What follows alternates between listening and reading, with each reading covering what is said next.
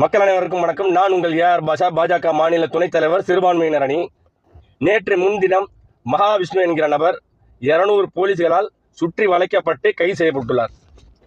இதுக்கு யார் காரணம் உங்களுக்கு தெரியும். அமைச்சர் அன்பில் மகேஷ் பொய்யாமொழி. நான் ஒரு அமைச்சர், என் ஏரியாலே வந்து இப்போ என்னோட ஆசையை மிரட்டிட்டு போயிருவியா அப்படின்னு சொல்லி தான் ஒரு அமைச்சர் ஒரு கெத்தாக காமிச்சிருக்காரு.